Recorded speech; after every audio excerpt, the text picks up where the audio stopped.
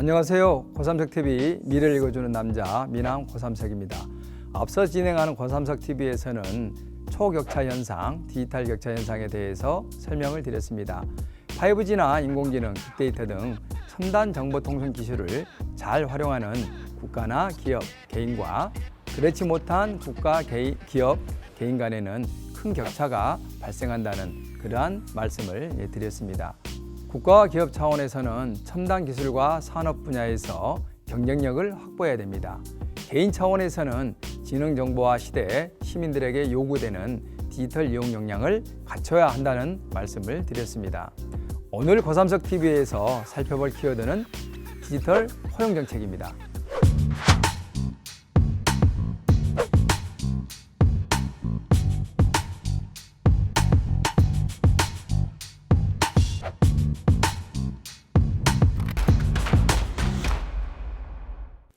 정부가 코로나19 위기 극복을 위해서 추진하고 있는 한국판 뉴딜, 그 다음에 디지털 뉴딜 정책 중에서 그 핵심적인 사업 중 하나가 바로 디지털 포용 정책입니다. 디지털 격차 해소를 목적으로 시민들의 디지털 이용 역량 강화를 위해서 정부가 구체적으로 어떤 정책을 마련해서 추진하고 있는지 지금부터 자세하게 알아보겠습니다. 최근 언론을 통해서 많이 보도되고 있는 디지털 포용 정책이 과연 무엇을 의미할까요? 디지털 포용 정책을 한마디로 정의하면 포용 성장 정책의 기조를 디지털 정책에 반영한 것이다, 이렇게 이해하시면 될 것 같습니다. 포용적 성장은 문재인 정부 경제정책의 골격 중의 골격입니다. 포용적 성장이란 성장의 가시를 특정 계층이 독점하는 기존의 배제적 성장과 반대되는 개념입니다. 사회 구성원 모두에게 균등한 경제활동 참여 기회를 주고 성장 혜택이 공정하게 배분되어서 경제 성장도 하고 소득 양극화도 해소하면서 삶의 질 향상으로 이어지도록 만드는 경제 기조 또는 정책을 의미합니다. 마찬가지로 디지털 포용 정책은 첨단 정보통신 기술을 활용하여서 경제 발전, 생산성 향상 핵심 수단으로 활용합니다. 한마디로 따뜻한 혁신 성장을 하자는 것입니다.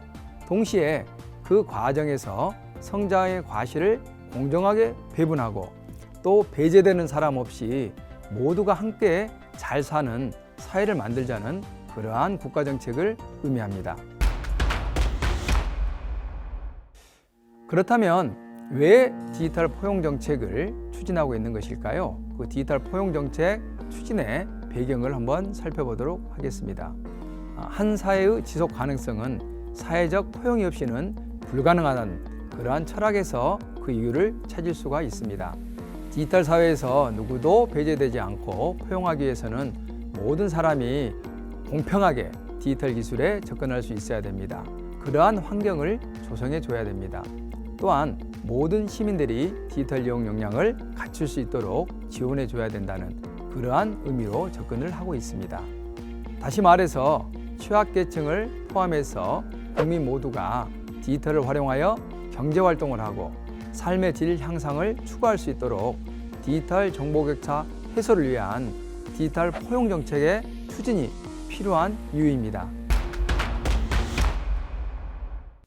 지난해 6월 정부는 다 함께 누리는 디지털 포용 세상 구현이라는 비전을 실현하기 위해서 디지털 포용 추진 계획을 발표했습니다. 이 계획에서 시민 여러분들이 꼭 알아야 할 내용을 중심으로 한 3가지로 정리해서 설명을 드리겠습니다. 첫 번째, 전 국민의 디지털 역량 강화 추진 계획입니다. 시민들께서 가장 궁금해하는 내용 중 하나가 어디에 가서 이러한 디지털 이용 교육을 받을 수 있지 하는 것일 것입니다. 정부는 국민이라면 누구나 쉽게 찾아가서 배울 수 있도록 디지털 교육 체계를 구축하겠다는 그러한 계획을 발표했습니다.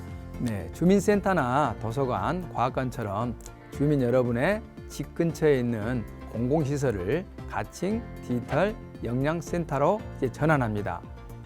이러한 시설에서 디지털 이용 역량이 부족하다고 생각하는 시민 여러분들께서 언제든지 찾아가서 일상에 필요한 디지털 이용 기본 역량을 교육받을 수 있도록 그러한 시스템을 구축해 놓고 있습니다.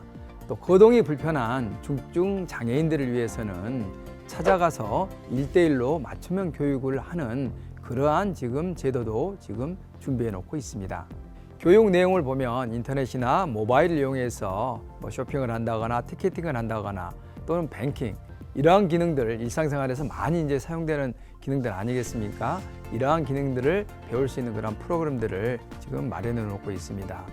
최근 큰 사회적 문제가 되고 있는 허위 조작 정보를 판별할 수 있는 그러한 교육 프로그램도 만들어져 있습니다. 사이버 범죄 예방 교육, 인터넷 윤리 교육 이러한 프로그램뿐만 아니라 최근에 우리가 많이 사용하게 되는 인공지능과 관련된 소프트웨어도 우리가 배울 수 있는 그러한 프로그램을 앞으로 운영할 예정입니다. 두 번째로 포용적 디지털 이용 환경 조성 계획입니다. 살고 있는 지역이나 소득 수준과 상관없이 국민이라면 누구나 인터넷을 이용할 수 있는 그러한 인프라 구축을 정부에서 주도적으로 합니다.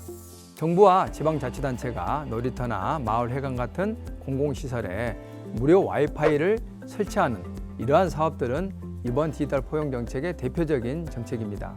또한 도서 벽지 지역의 경우 지금까지는 초고속 인터넷을 이용하는 데 어려움이 있었는데 이번에 정부가 농어촌 지역에까지 초고속 인터넷을 구축할 그런 계획을 발표했습니다.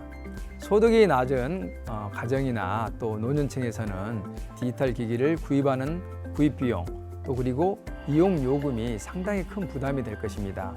이번 정부의 디지털 포용 추진 계획을 보게 되면 고령층과 장애인들에 대해서는 기기 구입 비용과 또 이용 요금도 일정 정도 지원하겠다는 그러한 계획이 포함되어 있습니다.